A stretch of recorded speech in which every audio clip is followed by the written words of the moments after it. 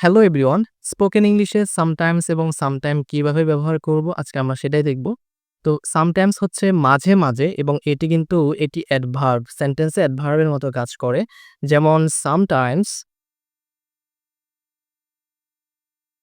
I go to the party.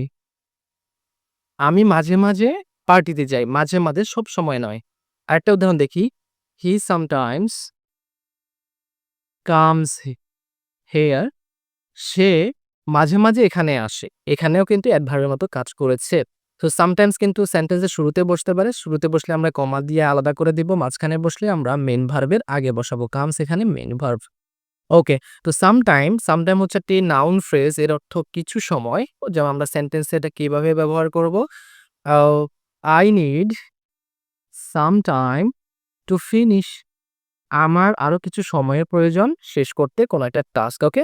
I need some time. আমার কিছু সময়ের প্রয়োজন। এখানে কিন্তু নাউন ফ্রেজ, এটা অবজেক্টের জায়গায় বসেছে।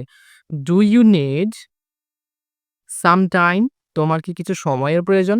এখানেও কিন্তু সে অবজেক্টের জায়গায় বসেছে এবং নাউন ফ্রেজ হিসাবে কাজ করছে। এই হচ্ছে সামটাইমস এবং সামটাইমের ব্যবহার স্পোকেন ইংলিশে।